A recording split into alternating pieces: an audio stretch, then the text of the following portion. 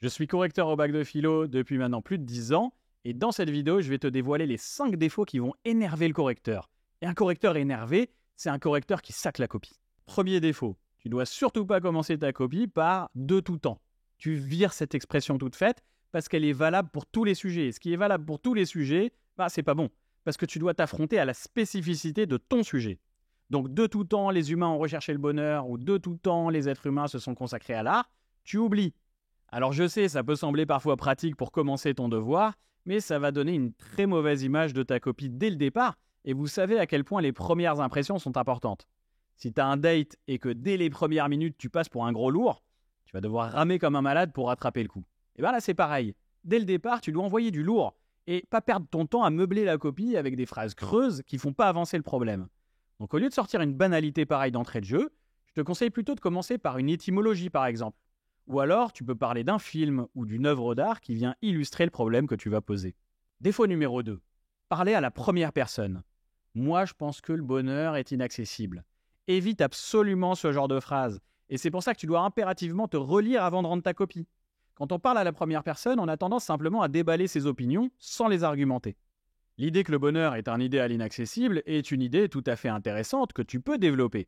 Mais il faut trouver des arguments et pas simplement balancer une opinion. Voici comment tu peux présenter la même idée. Il semblerait que le bonheur soit un idéal inaccessible car il suppose de parvenir à réaliser tous nos désirs, ce qui nous conduirait finalement à l'ennui le plus total. À quoi bon vivre sans désir? La philosophie, ça ne consiste pas simplement à déballer ses opinions préconçues, ce que Platon appelait la doxa, mais à argumenter ses idées. Et pour ça, le mieux à faire, c'est d'éviter le discours à la première personne qui va te pousser fatalement à simplement déballer tes opinions sans les argumenter. Essayez d'éviter les exemples tarte à la crème. Par exemple, la Joconde de Léonard de Vinci ou Guernica de Picasso. Parce que tu montres au correcteur que t'as pas beaucoup de culture. Et la dissertation, c'est un exercice où il faut essayer de briller. Fais-toi un petit stock d'exemples, c'est très facile à faire. Dans mes 17 vidéos notions de 3 minutes, tu peux aller checker, je te donne plein d'exemples originaux, tu les notes sur une fiche à chaque fois et t'essayes de les retenir. Par exemple, si tu tombes sur le sujet, une œuvre d'art peut-elle être laide? Au lieu de parler de Guernica qui va se retrouver dans des milliers de copies, et le correcteur va être totalement blasé, il va lire ta copie en diagonale, eh bien tu vas utiliser une référence plus pointue, par exemple le portement de la croix de Jérôme Bosch. Et là, tu vas surprendre positivement le correcteur. C'est exactement ce que tu dois faire au bac de philo. Essaye de faire la même chose sur toutes les notions. Si tu cherches un exemple, par exemple, de révolution, au lieu de prendre l'exemple classique de la Révolution française qui va apparaître dans toutes les copies, tu peux plutôt parler de l'insurrection de la Commune de Paris en 1871 qui réclamait plus de démocratie. Et tu peux me croire, il y a très peu de copies qui utiliseront cet exemple historique. Quand tu utilises une citation, par pitié, explique-la. Il n'y a rien de plus énervant pour un correcteur que de voir des catalogues de citations sans aucune explication. Surtout quand ces citations utilisent du jargon philosophique que tu ne maîtrises pas. Par exemple, si tu balances cash « l'existence précède l'essence » de Sartre, sans l'expliquer, non seulement ça n'apporte rien, mais en plus ça va pénaliser ta copie. Par contre, la même citation bien expliquée peut te rapporter un maximum de points si elle est pertinente sur le sujet choisi, évidemment. Et c'est aussi la raison pour laquelle tu ne dois pas balancer tes citations dès l'introduction. Parce que premièrement, il ne faut pas gâcher ses munitions dans l'introduction, il ne faut pas spoiler ses meilleures idées. Et deux, dans l'intro, tu n'as pas le temps d'expliquer une citation, puisque ton intro consiste avant tout à poser le problème et annoncer le plan de la disserte. Ce que je te dis est aussi valable pour les concepts philosophiques que j'appelle le jargon philosophique. Par exemple, immanent, transcendant, intuitif, discursif.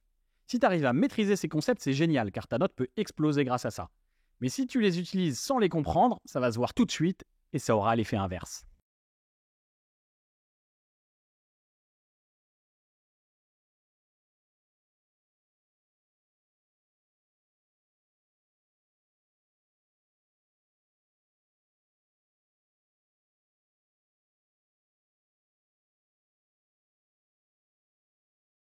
Alors vous pouvez tout à fait défendre cette idée dans une partie. Mais vous devez aussi questionner le relativisme et montrer que dans certains cas, il est très difficile de le soutenir. Si on prend un exemple comme le mariage forcé des petites filles dans certains pays, peut-on vraiment dire chacun sa morale? Est-ce que nous ne devons pas au contraire nous mettre d'accord sur certaines valeurs universelles qui doivent être admises par toute l'humanité? Mais c'est vrai aussi dans le domaine de la vérité scientifique. Il y a des vérités mathématiques qu'il est impossible de remettre en cause. Il est impossible de remettre en question que 2 et 2 font 4. Donc, tu peux défendre dans une partie de ton devoir le relativisme, mais à condition de ne pas en faire quelque chose de dogmatique. Tu dois aussi montrer qu'un relativisme trop extrémiste nous conduirait dans des positions quand même très difficiles à défendre. L'erreur ici, ce serait de défendre un relativisme extrême, sans jamais le remettre en question dans ton devoir. Si tu veux toute la méthode de la disserte et de l'explication de texte, tu vas checker ma playlist méthodo. Et n'oublie pas que j'ai résumé les 17 notions du programme en seulement 3 minutes.